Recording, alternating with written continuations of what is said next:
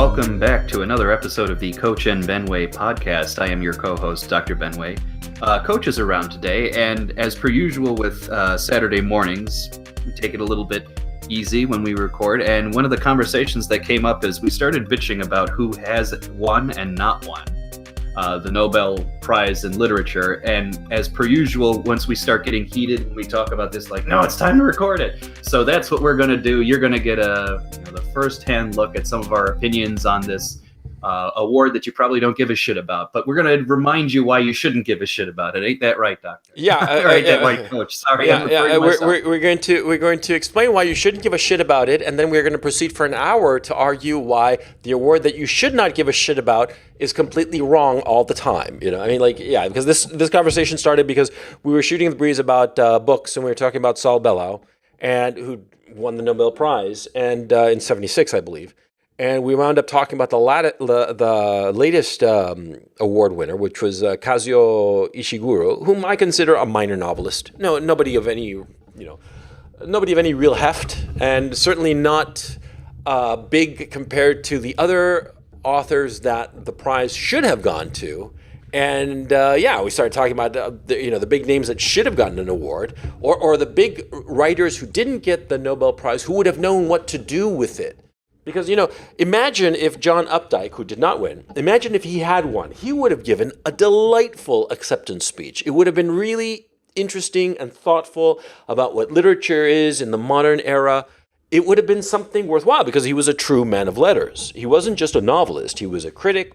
He was an essayist, a short story writer. He did it all insofar as literature is concerned. So he would have known what to say and how to handle the award in a way that the latest, fucking Bob Dylan, what the fuck was Bob Dylan getting a Nobel Prize in Literature? The fucker is barely literate. He's basically a monkey with a guitar. What the fuck? Ugh, I'm just... Well, that's your opinion, which I don't share. In fact, I am more than happy that he won the Nobel Prize for Literature. I'm very happy it's annoyed the right people, and so that's very helpful. Here's the thing with the Nobel Prize in Literature. And I think you and I have talked about this before. The very first winner of the award, 1901, it's a man by the name of Sully Prudhomme, in French, a French writer. Does anybody read him? Has anybody thought about reading him? No. Who is he? And his only claim to fame is that he was the first winner of the Nobel Prize in Literature. Frankly, nobody gives a shit about the guy. He was a poet and an essayist, according to the list here that I have in front of me. And quote, the citation, in special recognition of his poetic composition, which gives evidence of lofty idealism, artistic perfection, and a rare combination of the qualities of both heart and intellect. In other words... blow it out your ass. This is the thing. I actually want to read some more of these wonderful citations because there's some of the dumbest things you will ever read in the course of your life whenever they give these awards. For example, Kazuo Ishiguro, the most recent winner. Those of you who know Kazuo Ishiguro will probably remember him from one of two books, in theory, either Remains of the Day or Never Forget Me or Never Let Me Go, I think, which was about both of them were turned into movies. Harvesting the and frankly, the movies were better than the books. That was my opinion, at least. No, I agree. But so the citation for him is Kazuo Ishiguro, who in novels of great emotional force has uncovered the abyss beneath our illusory sense of connection with the world. In other words, he gave you reason to be miserable. Thank you. No, it's so pathetic. It's so pathetic and empty, So pathetic and empty, and it's just not. They're not the interesting writers. Okay, look, I have this thing about James Joyce. I don't like the son of a bitch, right? I thought that he was a horrible man, a man whom I could not respect as a man, right? But he was an interesting writer. He didn't get it. Ulysses, Finnegan's Wake, Portrait. Those are three major pieces of literature of the 20th century. One could argue that the son of a bitch never wrote anything except a masterpiece. Even if you don't like him, as I no longer do, you can respect the fact that he really did achieve something. These guys, come on. What did they do? Nothing. Oh, man. I'm sorry. Well, here's another thing. Sometimes they also will pick people who for a politically motivated reason. Obviously, Totally. one remember in the Peace Prize when Obama got a Peace Prize for the option of potentially doing something. Yeah, it's an option. Yeah, it was a futures. It was a futures contract. Exactly. So a couple of years ago, before Bob, the woman who won the award was Svetlana Alexievich. Yeah, she's a Belarusian newspaper reporter essentially, and I think she was one of the Putin critics. And for her, her citation was for her polyphonic writings, a monument to suffering and courage in our times. Polyphonic, in my mind, I read that as none of her writing is consistent. Yeah. That's why it's polyphonic, because it sounds so diverse. Yeah, it's all over the place. Yeah. Yeah, this is nonsense. And here's the other thing that has bothered me. And you pointed out, like, who hasn't won the Nobel Prize? Well, John Updike has certainly won, but if you look, especially like in like the 70s, there are a lot of right-wing writers, more notable writers, who were intentionally stifled away from this award. The two that immediately come to mind were Nabokov and Borges, both immensely deserving of the award, both never even came close to even winning it. Yeah. Sure, you could go down the list as well. And like, as you were pointing out, who are the Latin American writers that they do wind up giving the award to are either actual communists or communist sympathizers. Yeah, they gave it to Paulo Neruda from Chile. I'm from Chile. And we have 2 Nobel laureates, which is quite a bit, as a matter of fact. And they gave it to the wrong fucking writers. I mean, it's as simple as that, because Chilean literature is actually a big deal, okay? Chile has produced a remarkable number of really amazing writers, right? Everybody from Nicanor Parra, who died a couple of years ago, he was the inventor of what's called anti-poetry, a kind of postmodern poetry, and he was writing this shit, like in the 40s and 50s. He died at 105, by the way. So he won all of the major Spanish language awards. He was cited by all of the major writers as being, the guy that everybody followed. He was like the major poet. And no, he didn't get the award. It went to fucking what's his name, Pablo Neruda, who was a fucking commie who knew about what Stalin was doing and apologized for him. He was a fucking Stalinist stooge. And he didn't need to be a stooge, okay, because he wasn't living in the Soviet Union. He was living in Chile, okay? And he was a diplomat and all the rest of it. And he got a nice, tidy per diem because the communist and the socialist governments, gave him stipends and whatnot. And the guy had like one decent book, which is 20 love poems and a desperate song, which is a really great love poetry, right? Really great poetry about sexual desire. It's really worth reading. Is it a great masterpiece? I don't really think so. I think that Nicanor Parra wrote better stuff. And yet, Nicanor Parra didn't get it, because he thought that the leftists were idiots. And he said so. He thought that they were fools. And he thought that it was a completely idiotic ideology.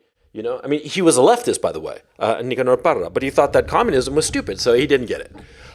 Another great example, Jorge Luis Borges, one of the major Latin American writers. I mean, a guy who, you could argue with some degree of reason that he was the major bridge between modernism and postmodernism, and in many ways invented the postmodern narrative, okay?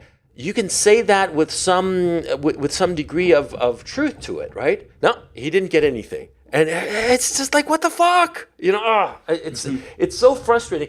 I don't quite understand why I find it so frustrating that these writers, whom I respect, didn't get the award. Writers that I don't respect did it. I don't respect this award, so I'm trying to understand why it is that it bothers me so much. So a few reasons why it does. I think, one, as with any kind of institution like this, by virtue of deciding who wins the award and who doesn't, it's an act of decision to say this is the literature that is of value and this is the literature that is not. I mean, keep in mind also, they get, I think a Nobel laureate gets at least $1 million. Yes, $1 million. Yeah, more actually. At this $1 million, excessive publicity. Yeah.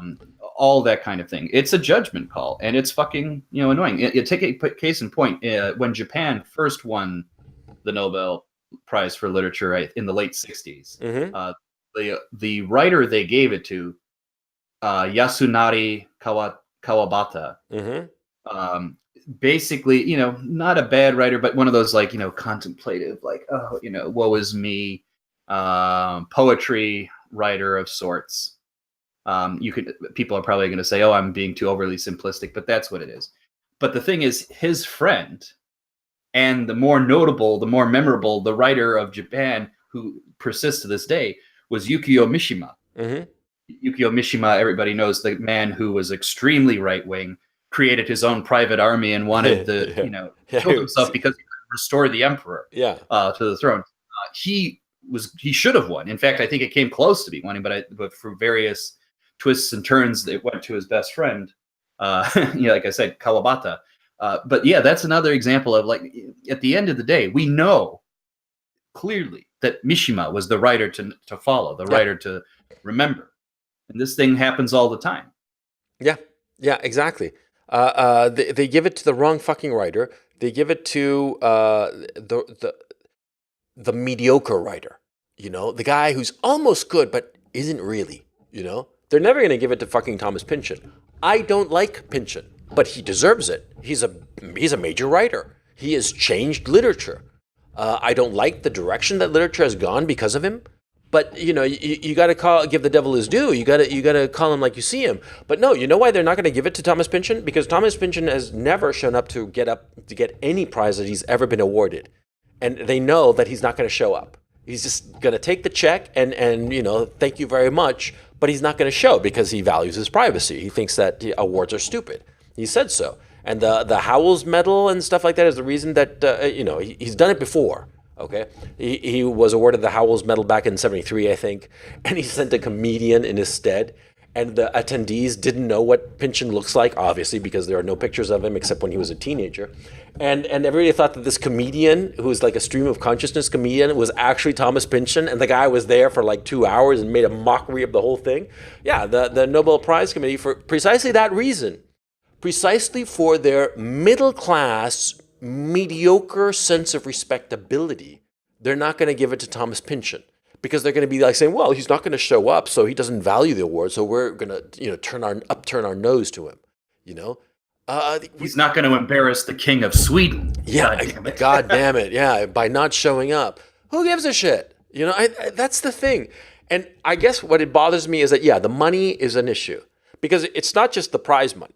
See, like I was in London when Kashio Ishiguro won,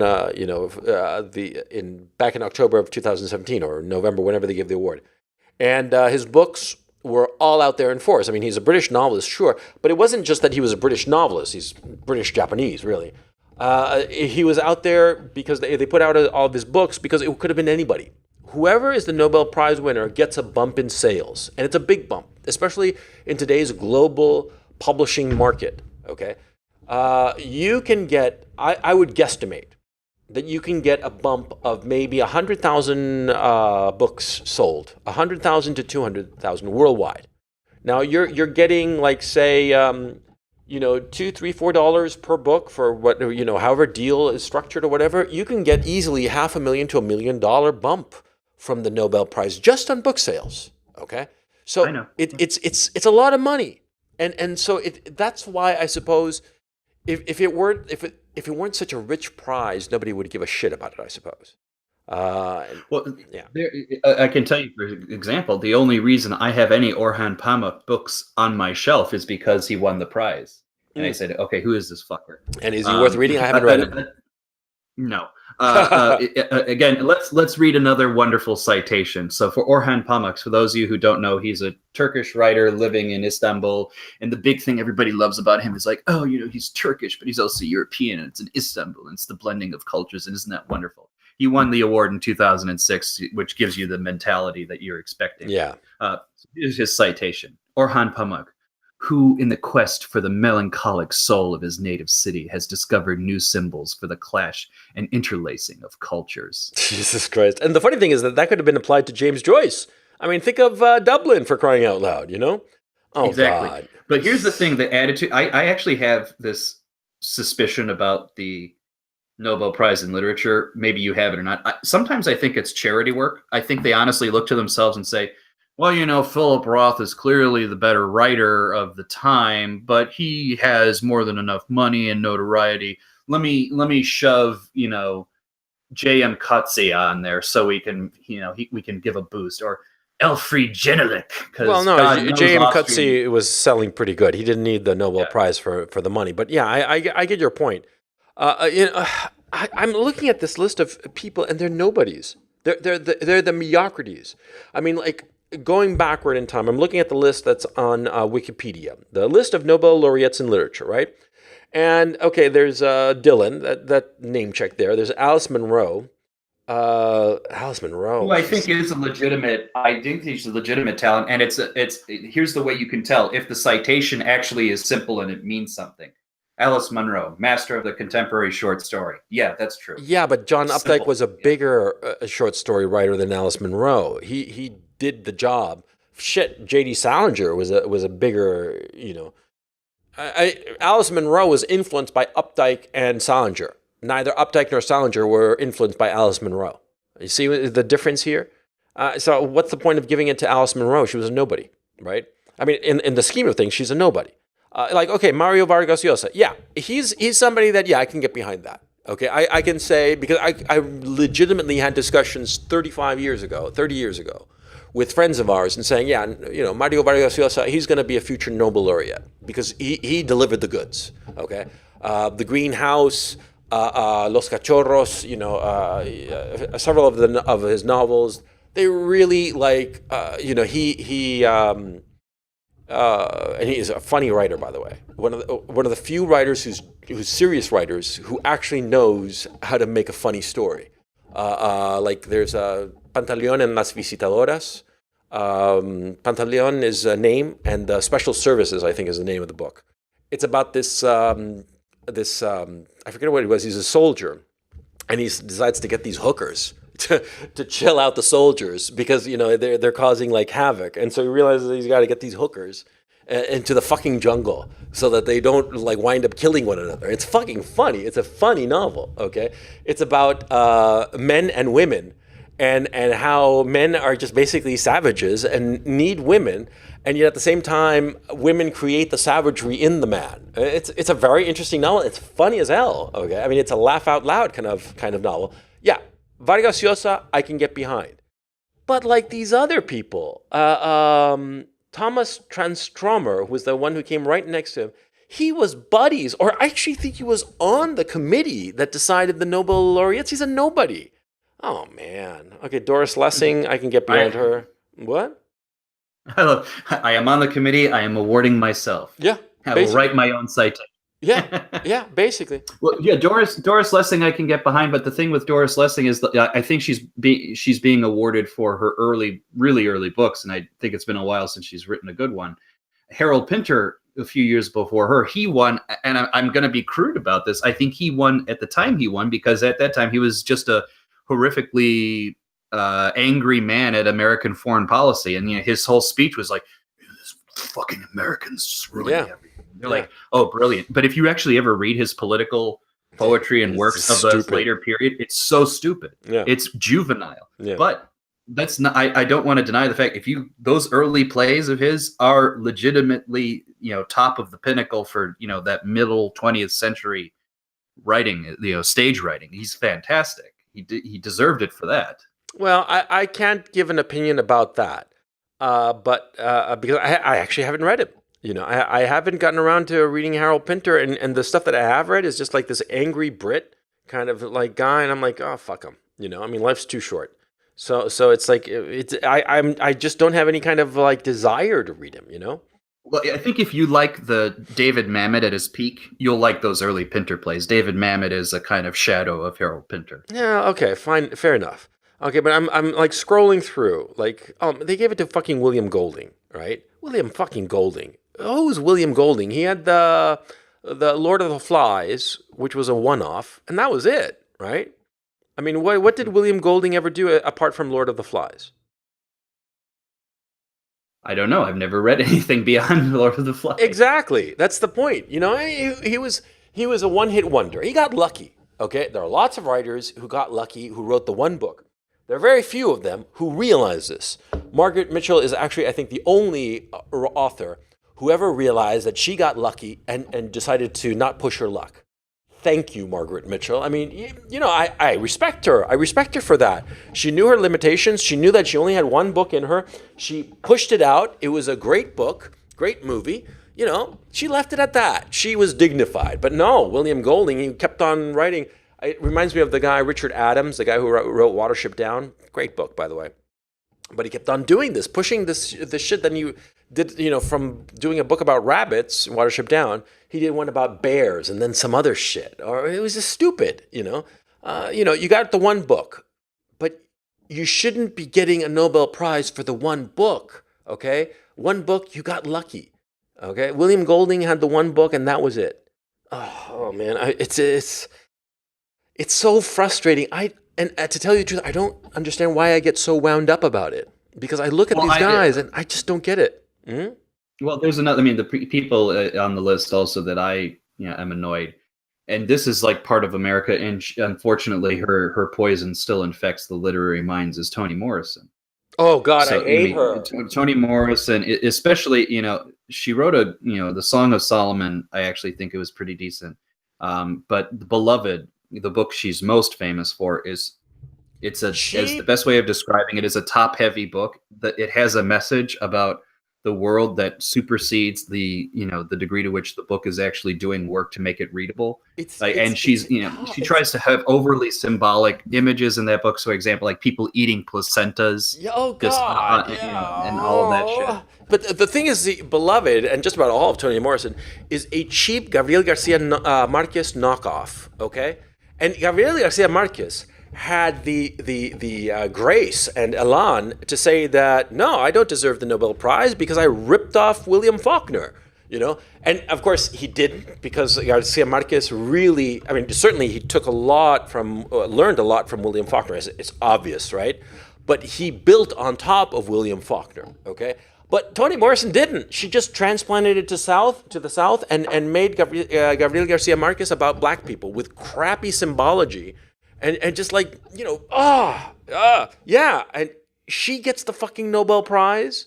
Well, at least Faulkner got the Nobel Prize. I mean, he was a deserving. He was sloshed, I think, when he got it. Yeah, poor guy. Yeah, that's just a tragedy. But I'm scrolling through. Okay, Alexander Solzhenitsyn, I can get behind that. Beckett, ditto. And again, here's the thing: for those, especially the Eastern European writers, even the ones that I think are good.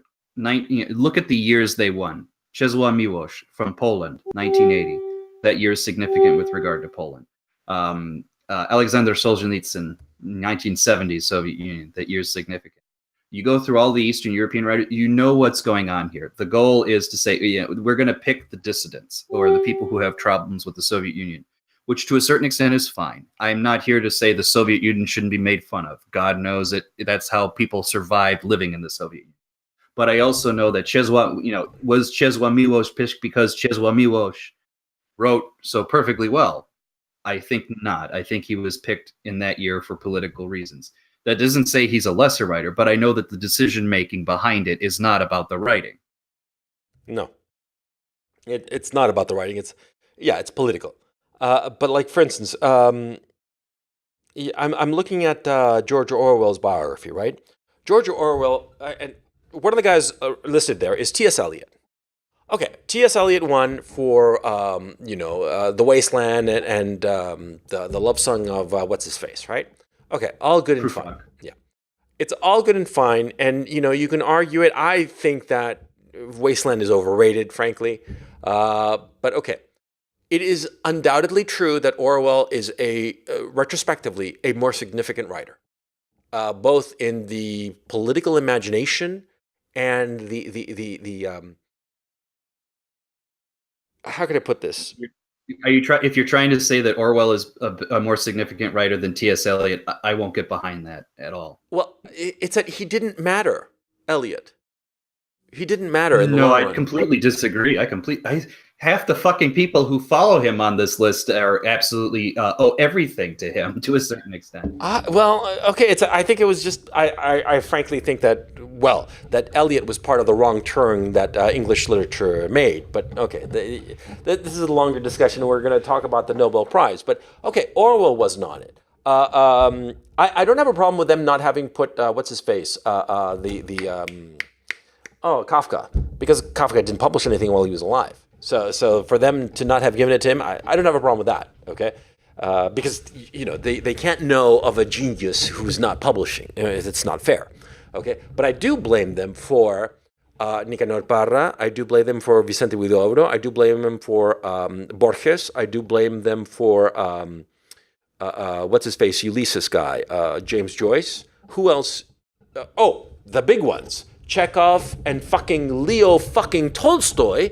They didn't get it. And they had a decade to give it to Chekhov or Tolstoy. Because when did Tolstoy die? Let me just look that up real quick. He was alive. I think he died right when they were starting this stuff. No, he died in 1910. Okay? So they had 10 opportunities to give it to him, and they didn't. And as to Chekhov, I'm almost sure Chekhov died in like 1915. Yes, so just sticking with Tolstoy, in those years, apparently they thought Sully Prudhomme, Theodore Mommsen, Bjornstein Bjornson, Frederick Mistral, Jose Echegaray, Henrik Sienkiewicz, Echegaray, yeah. Henry Sienkiewicz, Carducci, Kipling. Kipling, yeah. Only Sienkiewicz and Kipling are arguably worth reading on the list that I just gave, and I know Sienkiewicz is not as good as Tolstoy. I know that for a fact. Yeah, well, Chekhov died in July of 1904, so he would have had, in the first 3 years of the prize. He died young. Maybe they were thinking, we'll give it to him later, and he died young. Okay, that's fine. But Tolstoy, by that time, I don't think anybody on the face of the earth thought that Tolstoy was a minor or inconsequential writer. Okay, I mean, I can't think of any at the turn of the century any other writer. Well, Dickens was dead, right? Yeah, he was definitely dead. I'm trying to see when Victor Hugo was gone before the award. Yeah, he was definitely 19th century. Rudyard Kipling. Yeah, and then we're going through 1910s. I don't know these guys. Gerhard Hauptmann, don't know. 1914, no award given. 1918, no award given.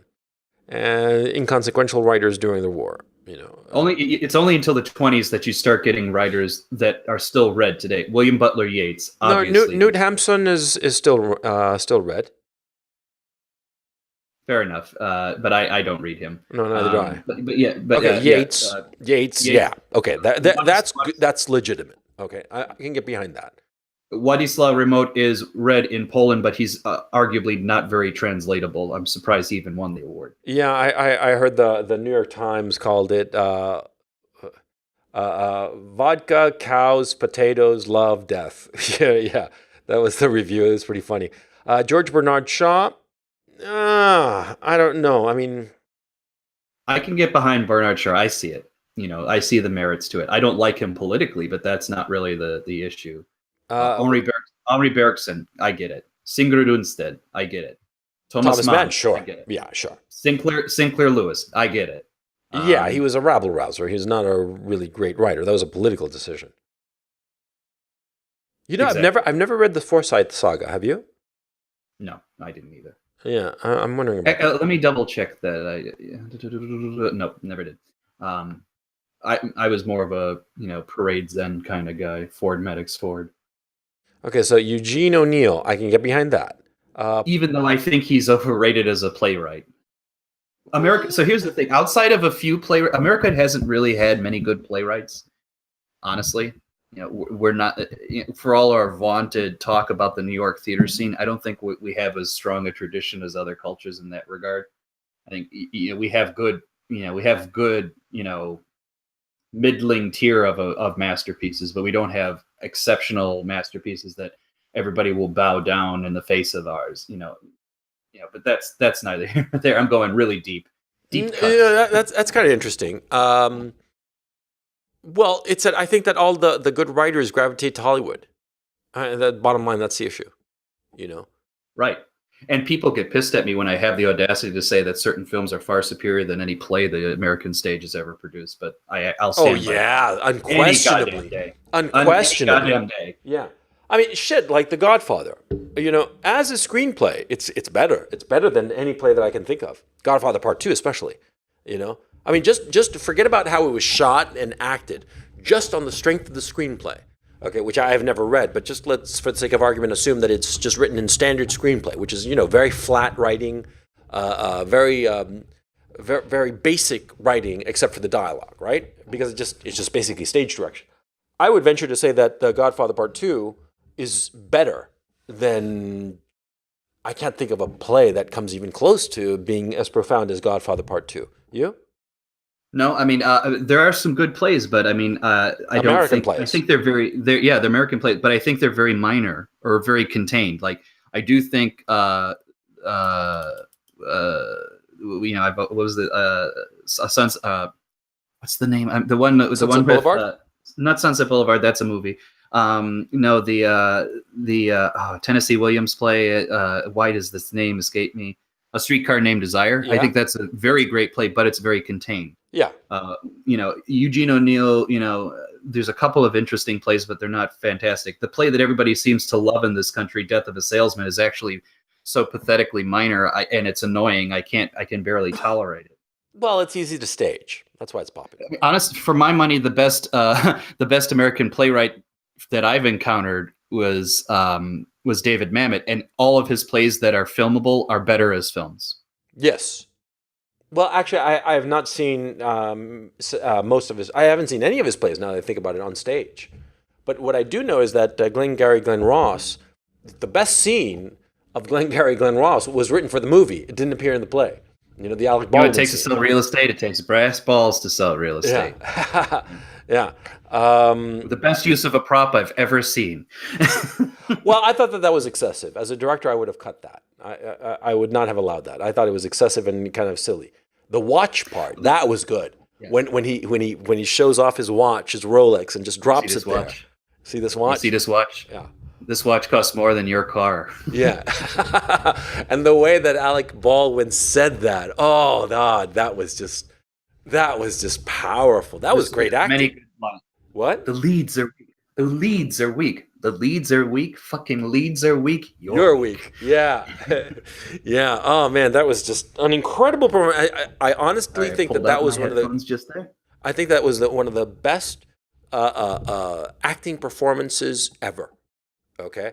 I mean, the brass balls thing of actually using a prop, I think that was excessive. But apart from that, I think that scene in terms of raw acting and just presence and just owning all those guys, all of them were fucking big. I mean, and all of them were, at peak or near peak, I mean, he fucking owned the room. That was just an amazing performance. I mean, you got to give Alec Baldwin might be a lot of things, but he's a shitty actor. He is not. I mean, when he wants to do it, he does it, But anyway, going back to this list, right? Okay, then you got the 40s. And the 40s I can get behind most of the list except fucking Gabriela Mistral, which is, my bugaboo. She was just a minor lesbian, just a bull dyke who was boring, and stuck in some shithole in the north of Chile. And she was just, I don't even know how the hell she got there, okay, on this list. Because the other ones, Hermann Hesse, Eliot, Faulkner, Bertrand Russell, all of them are known. Yeah. All of them were big members of the society. Fucking even Winston Churchill and Ernest Hemingway managed to pull off the one. Winston. Well, I will give Winston credit. I know you think he's an asshole, but he actually is a really good writer. If you read his history, is my favorite of his books, which I'm sure no one's read, is the history of the Duke of Marlborough, the British general. Yeah, his ancestor. Yeah, his ancestor, exactly. Yeah. So it's ancestor. I appreciate Ernest Hemingway. I don't think that we've discussed him at length. There's no question that Ernest Hemingway is, one of the great writers. Period. Okay, I mean, one of the few guys that you can honestly put up against Leo Tolstoy, and say, okay, that there's somebody that you can. Tolstoy and Dostoevsky. I mean, for me, how can I put this?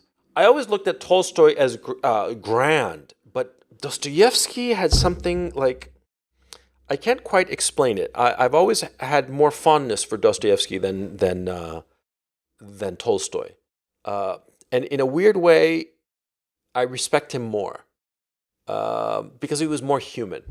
Okay, I mean, no question that Tolstoy could see godlike into the hearts of his characters, but Dostoevsky was more from like the ground up kind of guy. You know what I mean? That he had lived it.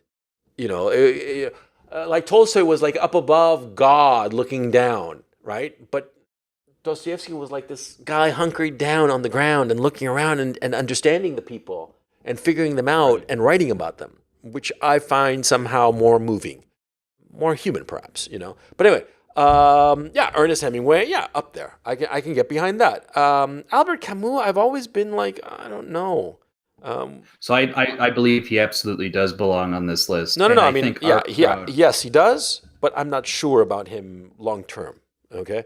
Oh, I think he will survive long term, and I would suggest that people in our crowd really pay attention to him, even though he was he started off in the left wing. He has, if you ever read his book Rebel, and you read what he says about the execution of the king of France, you will see the soul of the hard right person there in its, you know, essence. I really suggest reading it. And this was also a guy who put his ass on the line in the resistance. You had people like Sartre who made a bigger deal about what they did. No, Camus was really on the fucking lines in the resistance. Yeah, he was a real man. He was a real balls to the wall kind of guy. My kind of guy. Yeah. Sartre was just a fucking poser, you know. And the only thing about Sartre that I have to admire is the way he mind fucked Simone de Beauvoir. Yeah, and yeah, I mean, he played a number on that broad. You know, that's just extraordinary. Simone de Beauvoir is because, okay, for those of you who don't know, Sartre and Simone de Beauvoir, of course, you know, wrote The Second Sex. You know, she's like the godfather of, or godmother of feminism, right? And she wrote that horrible line, which the left actually believes, which is a woman is not born, she is made, which is just so much bullshit. But it leads into this whole tabula rasa bullshit nonsense about men and women and all the rest of it, and hyper extreme equality and blah blah, right? And she was Sartre's lover, and she was, you know, Sartre was like this frog-like looking man. I mean, ugly as fuck. He basically looked like an ugly Jeff Goldblum. Yeah, he really does. Exactly. You know, and he looked like a frog, like a bullfrog, right? And he managed to convince Simone de Beauvoir to procure him hot young things. She would go out looking for hot young things to bring back to Sartre so that he could fuck them. You know, I mean, that kind of mind fucking. That's just expert mind fucking. Well, he's not the last one who mind fucked her. In fact, she's tied to another famous mind fucker. Those of you, our crowd may know this man, Claude Lanzmann, the director of Shoah. You know, this multi-hour documentary. Well, Claude Lanzmann's, you know, ultra Jewishness and his take on the Holocaust, which even Jews say is kind of fucking extreme. Mm-hmm. He started off as a Sartre acolyte. He's an existentialist. That explains why his take on the Jewish question is so fucking strange. But he was a lover to Simone de Beauvoir as well. Mm-hmm. And he's also a mind fucker. He's known for mind fucking people. You just look at his, even, you know, he told Holocaust survivors who said, you know, there was an old Holocaust survivor somewhere in the 90s who said, I think, you know, explaining why is important. And he, in public, embarrassed him, lambasted him, saying, how dare you ask why this happened? You know, there's no why here. You know, that's an obscene, immoral thing to even say. And he basically shook this Holocaust survivor, mind you, to the core. Imagine what it's like being Simone de Beauvoir fucking this guy after Sartre. Yeah, it must have been fucking horrifying for her, you know? And that I find is what I find so funny, because it's always colored my view of feminists that at heart, they are the ultimate, they want to be dominated. At heart, they want to be dominated, they want to be mind fucked. They want to be the sexual plaything of a stronger mind than them, ultimately. And that's how I've always felt about all feminists. And ultimately, I think it's the shit test of smart women. That's my thinking. That if you understand that feminism is just a way for women to shit test a guy, and that all a guy has to do is just, swat away feminism as if it were a fly, they win. It's a mistake to try to argue with women insofar as feminism is concerned, because that's not the point of why they have feminism. The whole point of feminism is to show them that you don't buy their bullshit. Because I think at heart, women know that it's bullshit. At heart, they know that it's how can I put it? Male writers, they create universes, self-contained universes. Like, think of Lord of the Rings, for instance. Another guy who was not put into this list, J.R.R. Tolkien, right? Or Sigrid Sassoon, for example. Well, anyway, we'll get to that in a second. But men, they come up with these grandiose places that they create. Okay, but women create ideologies, and I think that's the thing. Well, no, I'm not thinking through my idea, but I don't know if you get what I'm saying, right? That women come up with these crazy harebrained schemes like feminism, and it's the product of their imagination. But when they get a man in their life, their ideology, their feminism, all that shit, it goes out the fucking window. Look at Simone de Beauvoir. That's the example. That's all you need to know. Simone de Beauvoir. Think of Simone de Beauvoir in the 1940s and 50s. She's going out to the streets of Paris, to cafes, looking for pretty juvenile girls, okay? Not older than 21, between the ages of 15 and 21. She would seek them out and convince them to go home with her to fuck Jean-Paul Sartre. I'm pretty sure she was hunting girls to fuck Simone de Beauvoir too. Maybe I shouldn't be so bold. No, she wasn't. That's the thing. It was all for Sartre, because he claimed that he needed it for his creative process. Think of the mind fuck, man. I can't pull that off. That's just master mind fuck. What? Incidentally, Sartre won the Nobel Prize in '64. Yeah. And I'll read you his little citation. For his work which rich in ideas and filled with the spirit of freedom and the quest for truth has exerted a far-reaching influence on our age. Oh, God. I'm sure that's exactly what Simone de Beauvoir thought when she says, okay, little chippy, come on back. Yeah. You're going to meet a man who's filled this world with the spirit of freedom and the quest for truth.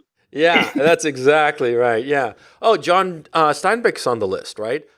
It's also a left-wing, if you really read The Grapes of Wrath, it's an apologia for socialism. Yeah.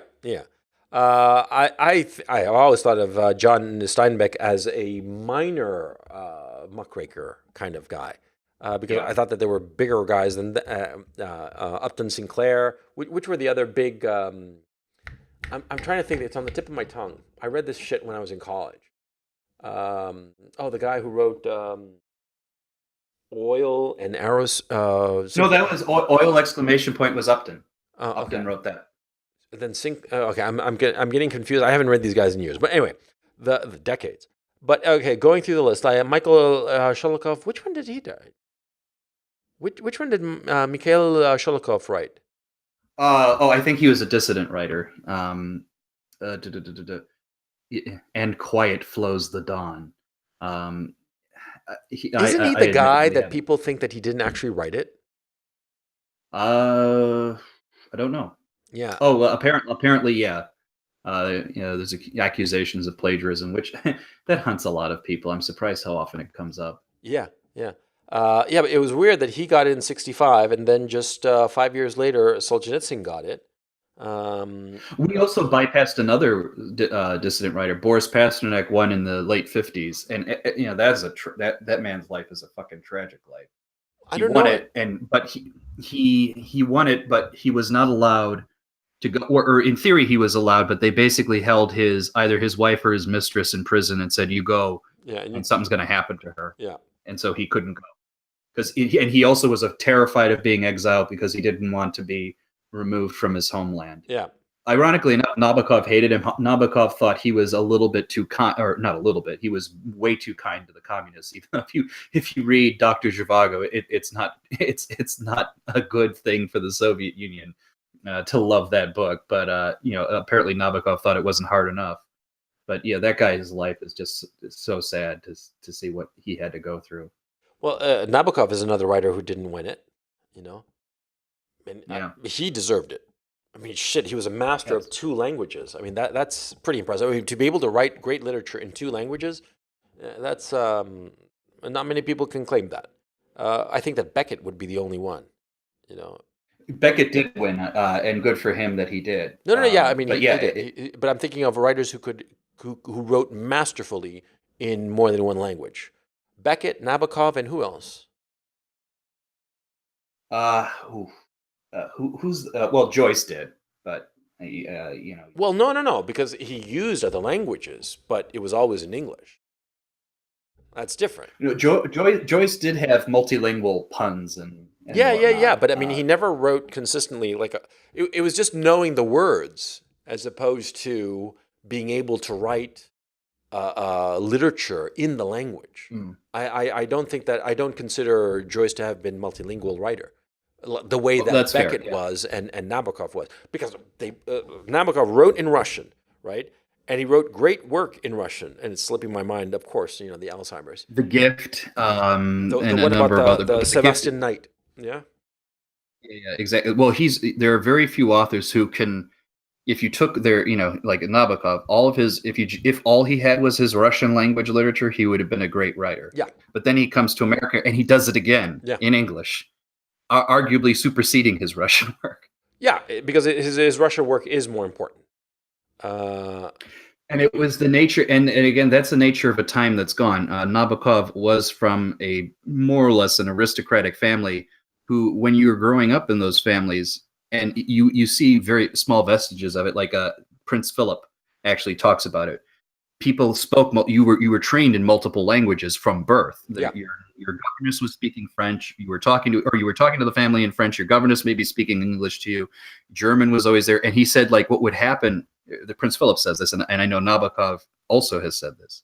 You'd start a conversation in one language. You'd forget the word in that one language, so you'd switch to another language, and then the conversation would continue in that language. Yeah. And the thing is, if you actually read Tolstoy, that happens. So if you actually read a good translation, the Piotr the Volonsky text is actually very good. Tolstoy is flipping between languages a lot. Yeah. In that book, like French and Russian, and the Piotr and Volonsky have translated it in such a way as you keep that feeling. Mm-hmm. So they don't translate the French; they footnote the translation. Mm-hmm. But the Russian is translated. Yeah. Because I'm looking at Vladimir Nabokov's bio here on Wikipedia. I'd forgotten, right? He was expert in butterflies. That was something else that was extraordinary. You know, and interesting story. He taught creative writing at Cornell, and one of his students was Thomas Pynchon. And Vera Nabokov, his wife, remembers him because of his papers, because he would submit his papers or stories in millimeter paper. It was all block writing on millimeter paper, which she found just bizarre. And that's why she remembered him. Not because of his output, it would have been a student, it would have been trivial. Not because his output was particularly original or interesting, but just because of that fact. Isn't that amusing? Yeah. He had another notable student too, even though in and of herself she wasn't. But John Updike tells the story. His wife was a student Oh, really? of Nabokov. Yeah, and he said the story he gives, which it could be apocryphal, but he said that it was after the period when they were doing their exam papers. I guess they had submitted them, and Nabokov had was returning them to the class, and John Updike's wife is waiting for hers. Everybody's picking away, and there's no papers left on the table. So she goes up to the Professor Nabokov and says, "I'm sorry, Professor, I don't see my paper." He says, "Oh, I know you. Just a second." He pulls out her paper from his coat, perfectly scored, and he says, "I just wanted to know what a genius looked like," and he handed it back to her. Wow. Apparently, it was just one of those things that tickled his wife's fancy, but because she did exactly what he would tell his students to do. It's like, take copious notes, take 3 or 4 copies of everything I say, every word, and whatnot. So that's what he did. She followed instructions, and he loved when people followed instructions.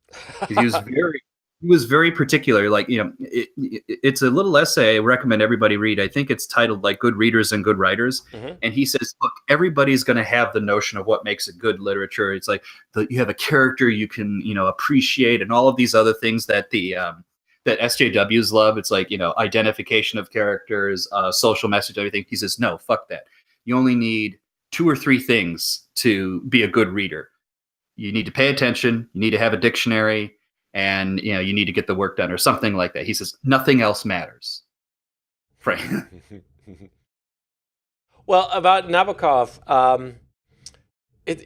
I have very mixed feelings about him because it seems he's a little bit like Updike in the sense that he had a masterful ability to write, but oddly, he didn't really apply it to anything. That was Solzhenitsyn's great critique of him.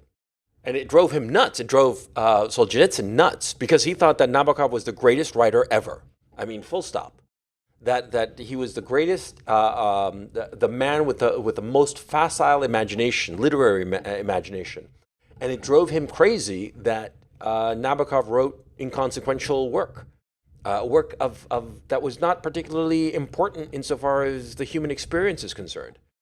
And I kind of agree. I think that Pale Fire, for instance, is it's an incredible book. It's an incredible poem because on its face, it is an actually good poem. For those of you who don't know, Pale Fire is basically a poem. I think it's 1,000 lines long or something like that, or 999 lines long. And 999. Yeah, and it's a poem written by this major poet, and it's being critiqued. The second half of the novel, which is most of the novel actually, is the critique of the poem. And you realize that it's a murder mystery, and that the critic murdered the poet, and the poem kind of alludes to that. Yeah, it's really an extraordinary piece of work. I remember reading it, and I was a kid when I read it the first time, and it was an extraordinary piece of work. I recognized it was above my head. I knew that at the time that I was reading it, that it was beyond me, and but the thing that it's fundamentally trivial. It's basically an Agatha mystery novel. That's what it is. It's a great Agatha mystery novel, but as inconsequential as 10 Little Indians or something. Okay, not even one of the major Agatha Christie novels. What? Well, that was a product. I think that was a product of a moral decision that Nabokov made, and it was the source of the contention between Solzhenitsyn and Nabokov. They actually were supposed to meet each other, by the way, in Switzerland, but there was miscommunication and it never happened, even though they were literally, within a couple yards of each other. That's a shame. Really? It is a shame. They were supposed to meet, and they didn't.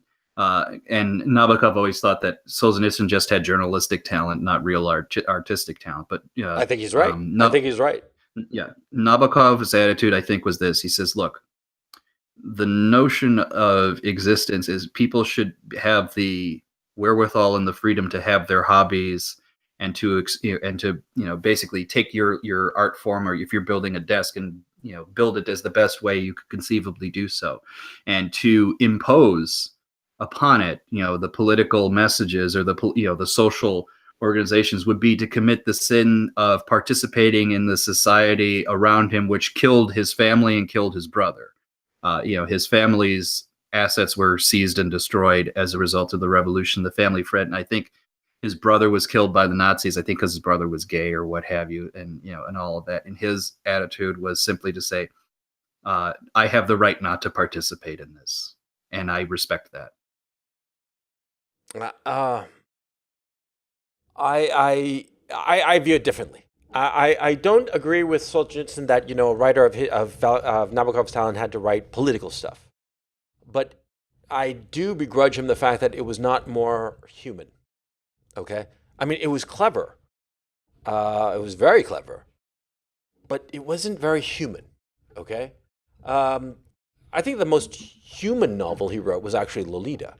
I was about to say, I was wondering if you actually didn't think Lolita was human. I actually thought it was horrifically human. Yeah, I agree. I think that Lolita is far from being pornography, is incredibly human and incredibly understanding. And I guess that's my problem, because you see, I sort of went through a phase of flipping through Nabokov's other work after reading Lolita and just not finding that humanity there. Okay, there was just coldness, kind of like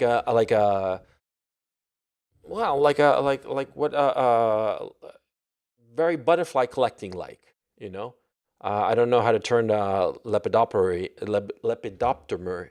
How do you pronounce But it? no, that was an accusation against him that his writing was the equivalent of taking a butterfly and pinning it down to the Yeah, table and inspecting the quality of the wings. yeah, Yeah, I mean, I get it, and I think there may be some truth to that. I'm a little bit more sympathetic, to seeing what he's doing. But the book of which he is most famous for, Lolita, I completely agree. It is not a pornographic book. no, no, It is actually it's even though it's not from the perspective of Lita, it is a very long attempt of a man to apologize to this girl he's defiled, essentially. yeah, yeah. But even in the case of there is the clear understanding that she was already defiled, Yeah. and yeah, it's about a pedophile. I mean, that's what it's about. But it's rather brilliant. It's I mean, well, the guy was a great writer. I mean, let's not kid ourselves. The guy was a great writer. He really could do anything insofar as his talent, his ability, his energy in the writing. And it was the most humane that I ever read, at least of his stuff, because Hubert was just so a slave to his desires, and a very contemporary notion at that, very consumeristic, and so in a very weird way, just ahead of its time. And the notion of sex as a consumer thing, and confusing nostalgia with consumerism, because the whole notion, Hubert kept repeating that the reason that he was in love with Lolita was because of that girl that he had known as a boy, that he had fallen in love with her, and I forget if she moved away or she died. She died, didn't she? Annabelle, yeah, Annabelle died. In fact, I know it's Annabelle because he is directly referencing Edgar Allan Poe. The Annabelle Lee, who dies by the sea. Because Oh, yeah. it was in the story when he was young. He met this girl at a seaside resort in France, and she dies of typhus Right. at the age of I think at roughly Lolita's age. So you get a sense of why Lolita is a Yeah, object of interest to him. but that kind of justification of debased actions, justifying it on the basis of nostalgia, and the sexual consumerism based on a false nostalgia, it just feels very contemporary. I mean, Lolita reads like a contemporary novel. There's something about it that you always feel that it's alive today, that it could have been written today, even though it's clearly set in the 1950s. Um, but yeah, But so yeah, apparently that isn't as interesting as Pablo Neruda. So there you go. yeah, Or Heinrich Boll. Because this Nabokov died in 76, if I remember correctly. 77. Yeah. And or 76, 77. And I think Lolita came out in like 1955. Oh yeah, yeah. 55. I do believe. Let me find it real quick. Uh, It was between 55 and 60, somewhere around that time. Maybe even earlier, for all I know. But it no, was no, no, it was like definitely 55, like around there. Wait, speak memory, and where's Lolita? Oh, 55, 55, definitely. okay, got it. Yeah. Because it actually came out. It was published in the Olympia Press in France because it was considered a dirty book, and the Olympia Press in France Right. got away with publishing. They were publishing really real pornography, but they threw in some good stuff around it. So Lolita was one. I think The Story of O was another, and Naked Lunch was the third. Big books that they published under their imprimatur that says like we'll take sleeves. Well, what's his name? He also Henry Miller didn't get the Nobel Prize. That's true. He never did. Yeah. A lot of Americans don't get it, the prize. They got it. They were getting it in like in the 30s and whatnot. But every so often an American would get it. But recently, and I think back in the 2000s, the judge even says, and this, my jaw dropped when I heard this one. They said, we will never give the Nobel Prize to the likes of Philip Roth, John Updike, what have you, because they're too provincial. Even though America is the center of the fucking universe at that time, they're like, oh no, the Americans are so, they're localized. I mean, it's like we're not talking about Bright Lights, big city where we're just people who couldn't get their asses out of New York. We're talking about guys who've set the global tone for everything. No, those are the guys who are too provincial. Well, I kind of see the point. Okay, I'm not unsympathetic to that point.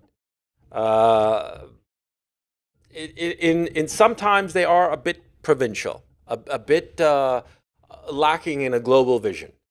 I am not unsympathetic because I sort of like see I gotta get a sense of where they're going for, and it's kind of true. Okay. Um, But I mean, my response would to that would be, is anybody else you picked less provincial? no, no, no. I'm not. Look, I'm not Yeah. justifying their decisions. Okay. I'm saying that I can understand their justification. Okay. Like okay, of the American writers, I would have certainly given it to Pynchon over any of either Updike or Roth. I mean, if we're like lining up, writers to American writers to give it to, right? Uh, Pynchon, yes, I'd, I'd over give you Updike and four. Roth. What? I'll give you four or five. I'll give you five who I think had the merits to deserve it. Two you won't agree with. Okay. The two you won't agree with are Philip Roth and John Updike. The three you might agree with No, no, no, no, no, no. would be Thomas Pynchon, Don DeLillo, and Cormac McCarthy. Okay. DeLillo, no, he's just minor and inconsequential. He has a bigger reputation than actual body of work. Um, I read Libra on White Noise. Yeah, he's inconsequential. He just had a bigger reputation than actual body of work. Okay. Um, Cormac McCarthy, I think that he is again. He's also sort of like a bigger reputation than actual quality of work. Okay. Thomas I Pynchon. think No, no, no. I mean, all one has to no. do is It's a read Blood Meridian. well. Okay. Here's my point. Is that see, if Roth or Updike had won, I would have said, yeah, sure, I can see that. Okay. I agree with that guy's critique that Roth and Updike are sort of provincial. Okay, I agree with that, but I would have gone along with it. I would have said, yeah, that's they had it coming. Okay, because there is a provinciality to Philip Roth in a certain way, even as I recognize that he's a great writer. Okay, American Pastoral is a great novel, though there is a certain professionalism to it that and also a certain provincialism to it that I'm like not 100% on, right? Updike, we've talked about him ad nauseum. That he's a great writer, but he just didn't know what to do with his incredible style. He didn't know what to handle, and the best he could do was the Rabbit books, which are fine books. But Pynchon, I don't like Pynchon now. I used to like him when I was a teenager, but now I sort of like look down on him. But I think that he had it coming. The writer that I would have given it to, that I think was really head and shoulders. And I know that this is going to set your hair on fire. Kurt Vonnegut. I'm coming more and more to the conclusion. Actually, that won't really set my hair on fire at all. Actually, I have all of Kurt's books. Yeah, and the more I look at his writing, the more as a writer, okay, looking at him as a writer and looking at him as a humanist, I respect him more and more. I think that Kurt Vonnegut, on a moral level, is undoubtedly a great writer. And on a technical level, what he's doing doesn't seem difficult. It seems so fucking simple and obvious. But that kind of simplicity and obviousness is unbelievably difficult to achieve in that kind of effortless way that he has. Okay? Because we all notice, when Updike is being flashy. And like Updike is like basically, shooting off fireworks, But, Kurt Vonnegut is sort of like this incredibly smooth concrete road that you're riding on. It's so smooth you don't even notice it. But the skill to be able to do that equals the fireworks of Updike. You see what I'm saying? And undoubtedly, I see what you're saying, but I mean, I've perhaps read too much that even when someone is, coming across as effortless, I know how much effort is going into it, so it doesn't come across, ironically enough, as effortless to me.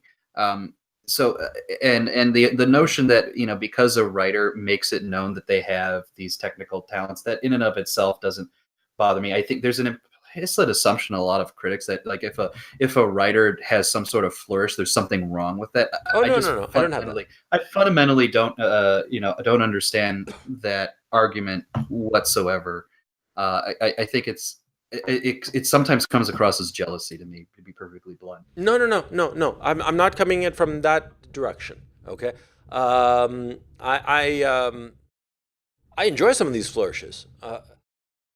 Perhaps what happens is that sometimes I think that that Updike applied them in things that were inconsequential, that were just sort of like, oh, why bother? Why go through all this effort over something?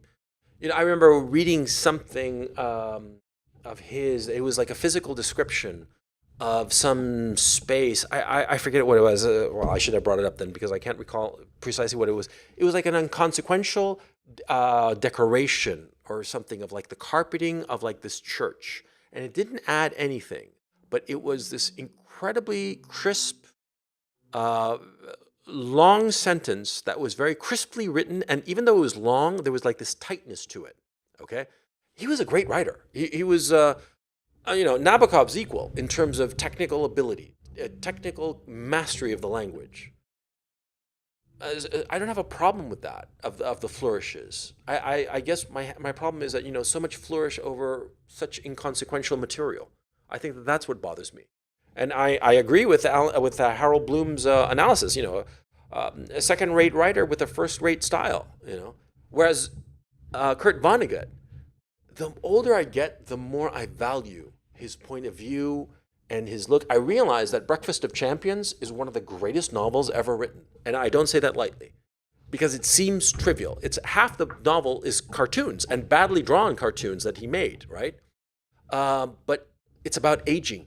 And it's such a powerful book. I haven't read it in years, but thinking about it, at the time when I read it like several times in a row because I was just thrilled by how fun it was. But as I've gotten older, I think of what it was really about. It was about aging and about death, and it's really profound. And I think of Slaughterhouse-Five, for instance. Technically, just as impressive as anything that Updike did in its use of technique of just moving around effortlessly, right, and pulling off a very, very complicated story that was ultimately ended in a very, very profound way. I mean, on a technical level, Yeah. as proficient as Pale Fire, but more human. When it ends with the Poo to Wheat thing, the little bird and the burned out city, as the practically the lone survivor of this burned out city. It's an extraordinary ending. It's an incredibly powerful book. I don't know. I mean, that's my thinking now because I guess my thing about Vonnegut is that we sort of like dismiss him because it just seems so easy and so true. But that kind of ease and truth is Well, is incredibly valuable, and we don't value him enough. it could be the world I live in. I've never encountered anybody operating under the idea that they need to diminish what Kurt Vonnegut has said. Again, he's a University of Chicago alumni. The people who flock to that school know him very well. So I've never seen that kind of criticism In New York, he's like looked down. The Harvard people look down on him. Well, New York is the most provincial city in the country. Yeah. So, to that, I don't really care what they say. They can't see past 42nd Street. And that famous Steinberg picture. Yeah, the one of the few times the New Yorker cover actually has something very much of merit. Yeah. Uh, so I wouldn't begrudge Kurt Vonnegut anything on that regard. I actually do think he's very skillful and profound in his own way. And my book of choice is Cat's Cradle of his. Yeah. What I would argue against is the notion that focusing on the quotidian is somehow an inherent waste of talent. No, the quotidian is as much a part of our life as anything else. When Updike is talking about, the way, light spews across, a dusty window pane, in the summer, that's, to me, just as relevant. It's a part of an experience I'm very happy was documented. And I look back at this, like at the end of the day, John Updike his writing will be all that's left of the New England Yankee, the white New England Yankee. Yeah. Because he was the only one who was, I would say, courageous enough to write about it all the time. And that world is preserved in his writing, and that's all that's going to be left of that culture, because that culture can't even keep itself together. And so I'm very, happy he did what he did. And I think, he still had, even amidst all of that, You had the rabbit books. You had Roger's version, which was the whole religious man's dealing with dealing with a religiousness in his age. He got to the meatier topics. I think Harold Bloom is a man who's quick to dismiss at a certain regard. You know, so in that regard, I think Updike will be stronger Well, he also than envied people him. give him credit. There's that other issue that he envied him his social position. Harold Bloom envied John Updike's social position. You know, and Which is interesting because I would think Harold Bloom was actually fairly secure in his position. no, no. There's always this clear insecurity of Jewish Americans insofar as their social position. They're constantly striving, insofar as I view this as an outsider, as a Chilean who's very. I know my place in society, okay, and certainly I know my place in Chilean society and where I fit in and where I belong, and I see that a gross social insecurity on the part of Jewish Americans. And what I find interesting was that it didn't seem to me that Jewish American writers, the big ones, they ever addressed that fully. They sort of they tried to laugh it off or skirt around the issue. Does this make sense? Yes, it does. I do think in that regard, there's a lot of self-consciousness. I think we've talked this before. There's a lot of Jews in America who really want to be WASPs, Yeah. or at least I'll reframe it another way. Who want the position that WASPs are given. And it's funny you mentioned this, even though it's not directly related. I was looking back on the list, and there are not many Jewish or Israeli writers who've won the Nobel Prize. No, there are The several. last one, the Isaac last one I Bashevis can that Singer? immediately Isaac Bashevis Singer is the last one I can recognize, and then there's an Israeli a little bit later on the list. Not too many. Oh, Not too as of late, you mean? Oh yeah, as of late, yeah, not a one, unless But someone's isn't Jewish and I Harold don't Pinter know. Jewish? He doesn't operate as one, but he may be. No, I Maybe think he was. was Jewish. Yeah, he was. You're right. Yeah. You're right. He is. Um, Um, yeah, but it didn't dominate his focus. His focus was more politically dominated. yeah, he's Jewish identity is not really part of his spiel. Yeah, but what I find interesting is that, and perhaps, how can I put it? Okay, like Saul Bellow, right? In Adventures of Augie March, he talks about growing up in Chicago and the whole thing. But for me, Woody Allen, and by the way, Woody Allen, I would venture to say, is a bigger contender for the Nobel Prize in Literature than Bob Dylan. But okay. Woody Allen in Crimes and Misdemeanors, in the opening scene when you're presented with the Martin Landau character, he's getting a prize. He's getting like some sort of recognition for some reason. And there's like a big party, and they're throwing it for him, and they're talking, and a guy is talking about him and saying that, oh, he's a great friend, and also, if you want to know like the best Schubert performance or the best restaurant in Paris, you ask him, right? And it's sort of like those indicators of culture and class, which is knowing, which Schubert sonata would be a good one, or knowing which restaurant in Paris. But it's the outward indicators of social class and culture, but they're like tacked on. Okay, it's not inherent. Does this make any sense?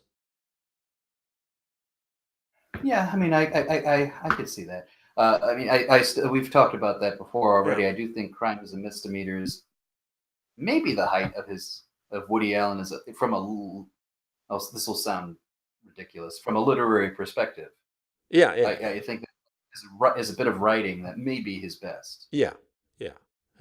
But anyway, going back to this list, it's I'm scrolling around in the '90s, and It's forgettable. The '90s were a very forgettable selection of folks there, and those that they did pick.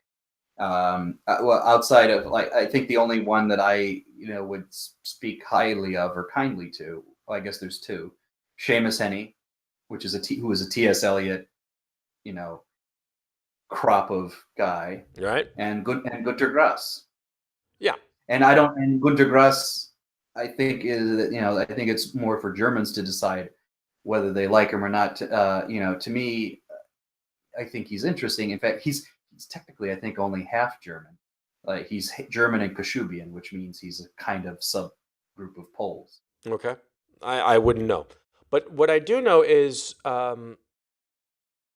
I don't see anybody, at least in the English language scene, that is notable. Now that Philip Roth and Tom Wolfe are dead, uh, who are the big men of English literature left standing? Thomas Pynchon, and who else? I gave you the people who you think are trivial. I think Cormac McCarthy absolutely Okay, let stands. me rephrase it. Let me rephrase this. See, of the under 40 writers, who do you think is going to go the distance? I don't see any.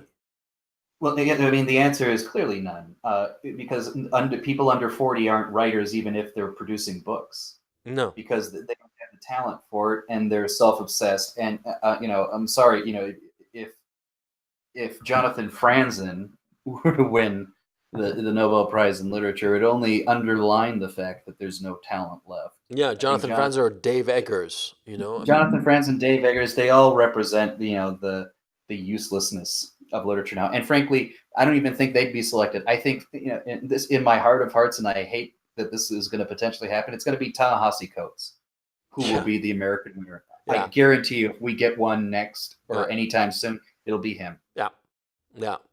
A man of unbelievably inconsequential talent. You know, he's just not talented. He just, you know, he's not a real writer, for crying out loud. And yeah, I suspect that he will get, that stupid book that everybody thinks is so great. It's bullshit. It was an affirmative action book, for crying out loud. There's nothing there. You know, he's probably gonna get the prize. I'm gonna wait. I can't wait for his description or whatever the note they give his citation. Because I guarantee you it's going to reveal more about the Academy than it does about Ta-Nehisi Coates. Yeah, yeah, yeah. I mean, what was the name of that? Uh, Taha Nessie Coates. What a Oh, do you know that? By the way, this was also recent news. He had a position for years at the Atlantic, and he's stepping down. And apparently, the reason he's stepping down, he said, like, I don't think there's any more in me to write. I don't have anything. I'm sad, and all of this other stuff. And part of me is like, in the back of my head, he's like, gonna kill yourself, gonna kill yourself, gonna kill yourself, no, gonna no, kill no, no, yourself. no, no. If he's leaving, he's one step ahead of some sort of accusation of something. Yeah, I'm looking at it now. 12 hours ago, this just broke. Ta-Nehisi Coates is leaving the Atlantic. Oh man, something happened. No fucking way is he just leaving just because. Hang on, let me pull up the excuse that I read. Our colleague and dear friend Ta-Nehisi Coates is stepping down as a national correspondent, wrote Jeffrey Goldberg, Atlantic editor.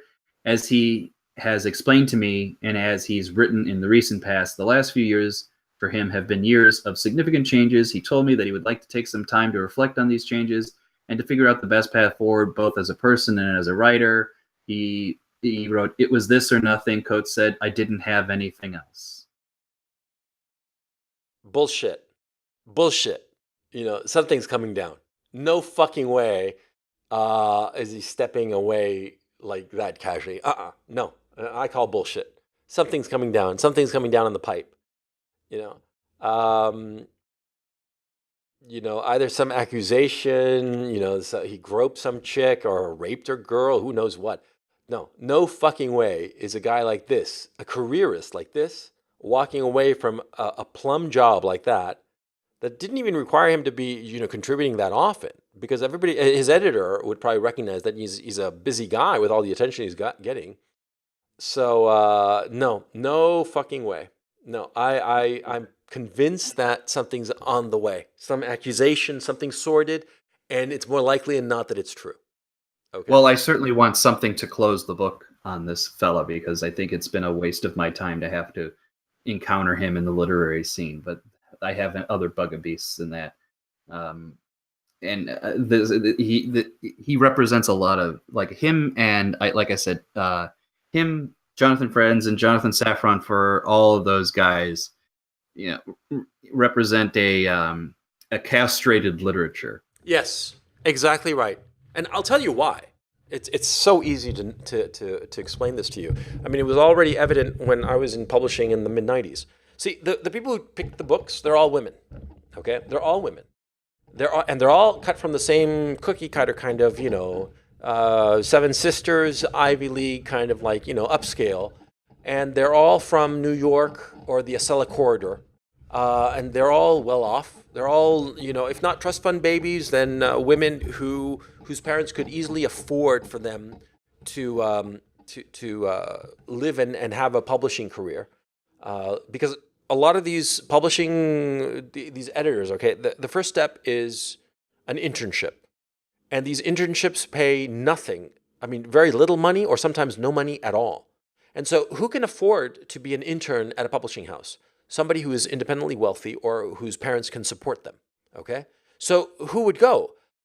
People who like to read, who think that picking books is fun, and writing and working in such an environment is fun, and who don't worry about making money because they have parents who can support them.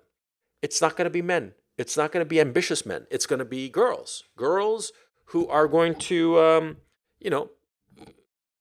go along with all this feminist bullshit and this SJW nonsense. And so those are the people who are going to gravitate to publishing.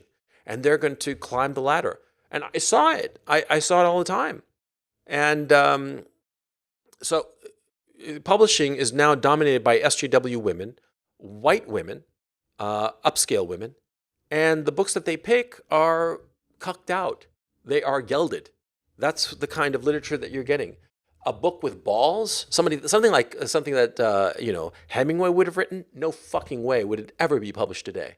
No matter how good, no matter how readable, no matter how polished, it will never be published. The only place, the only ghetto where high testosterone material gets published is in thriller land, and not even all thrillers, but certain kinds of thrillers, like military thrillers, like stuff that Brad Thor does or Tom Clancy used to do, kind of like the techno thriller. The revenge fantasy kind of novels where, some American operative goes and kills a bunch of Arabs, that kind of book, just trivial and inconsequential. That's the only place where you can have like quote unquote masculine, okay, high tea kind of books. Everything else is cucked out, gelded, safe for women. Fuck that kind of there are little independent publishers that will keep that tradition alive. Like, for example, Vox Day's Castelia House probably is doing it. Oh, come on! You can't even get that in the genre publishers anymore. So like Tor Books, which does science fiction. No, Tor is completely diverged. Yeah, it's all SJW bullshit. No, I'm sorry. I don't mean any disrespect to Vox Day, but what kind of sales figures are they talking about there? And they don't have access to any kind of wide distribution network. They're inconsequential. It's basically just might as well just do DIY publishing on Amazon. You'll get a better shot at an audience than going through one of these independent publishers, because the problem is distribution. They don't have access to wide distribution, and they don't have money for marketing. And so nobody's going to hear about these books, or it's going to be a very dedicated following that already likes these books. And also, I've sort of like paged through some of these books of some of these indie houses, and I don't mean any disrespect, but most of the novels are pieces of shit. They're not written by professionals. They're not written by people who actually know what the fuck they're doing. Okay, they're amateurs who stuck around, but don't know how to actually write. Okay, that's my opinion. But I'm an actual writer. I actually published. I can tell when something's good and when something's written by a dedicated amateur who's got a lot of energy, but is just not a pro. It just doesn't have that pro. And the thing is, see, you can tell that on the first sentence. You can tell right away if somebody's pro or if they're amateur, insofar as writing is concerned. And the shit that's coming out on the independent scene, it's amateur. And the other issue, the talented people, okay, on our side of the woods, they're not writing novels. Why would they? They would write for TV. There's more money. There's real money, okay? So think about it. A right-wing writer, okay? a guy who's got our political point of view, would he write a novel when he knows that it's never going to get published? No. He's going to write a really kick-ass movie. He's going to write a spec script so he can get the job, so he can get a job in something else. That's how you climb the ladder, right? So he writes a spec script, he circulates it in Hollywood, and he keeps his fucking mouth shut about his political ideas, okay? He keeps them to himself, and he gets a gig in some TV show, and that's where all the talent, the right-wing talent, that's where they are. They're writing TV shows, and they're sort of like hiding among all the SJWs in those writing rooms, right? Because that's what they have to do to survive, to make it, because they can't espouse what they actually believe in, and they have to suck it up and write shit, left-wing shit that they don't believe in, but they need the money. They need the money to pay the bills, so that's what they're going to do, because they're going to be pros, and pros, they try to stick in their own personality, but at the end of the day, a pro, between earning a living and writing what you want, they're always going to choose earning a living. That's the difference between a pro and an amateur. Okay? And so that's why none of the writing, it seems to me, we will not see writing that really talks about what's going on in our society. We won't. We will just simply not see it, because there's no money to be made. And writing, at the end of the day, is a job. It's a profession. It's a very difficult profession. And so that's my thinking about it. Sorry about the rant, but it just bothers me very much to recognize that a lot of literature is never going to see the light of day. It's never even going to be written. It's not that it got aborted. It's that it was never even conceived, because the people who would conceive it know that to do such work is just a waste of time. Oh man, that's depressing. No, I mean, I'm not even as depressed about that as you are. I mean, it's kind of like a wait and see attitude on that. I think the main publishing houses will eventually have to give way to something.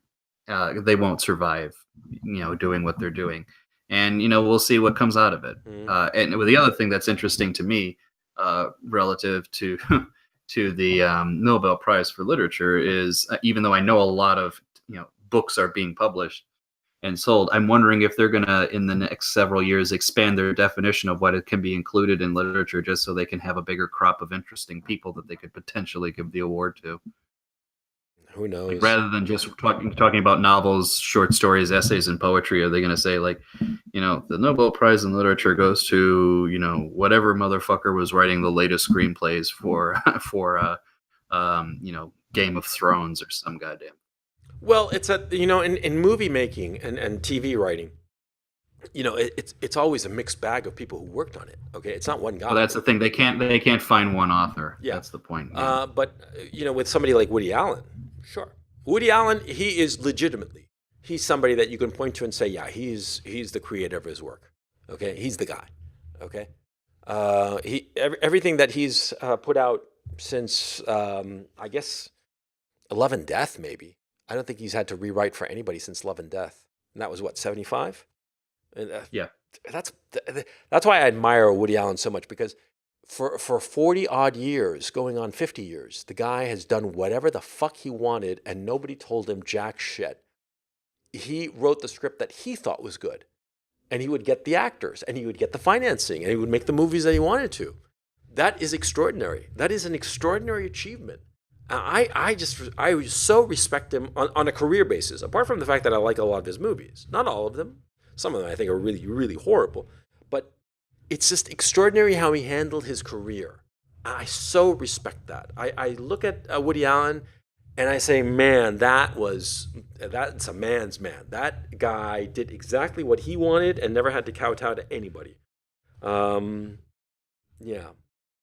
I'm realizing I've run out of stuff to say about insofar as the Nobel Prize is concerned, because I'm realizing that's fine, because we are 90 minutes into it, and I think we should leave people on a high note rather than a sputtering, blah, blah, blah, blah, blah. Yeah, so. So on this cheerful note, we've gone an hour and a half on this shit. Okay, so well, what Benway, what do you have? What final word do you have to say to our audience before we send them on their way? I dare you to read the writings of the first 3 Nobel Prize winners without killing yourself. Yes, yes, that is the challenge. Read the first 3 writers without killing yourself. If you manage that, you're like a saint. Yeah, you're like a saint. You're a better man than Benway and myself will ever be. So on that cheerful note, this is Coach Red Pill signing off for the Coach and Benway show. Dr. Benway, why don't you bid a fond farewell to our audience? Fond farewell to all of you in this land who have the insanity to listen to a 90-minute conversation on this topic. Take it easy.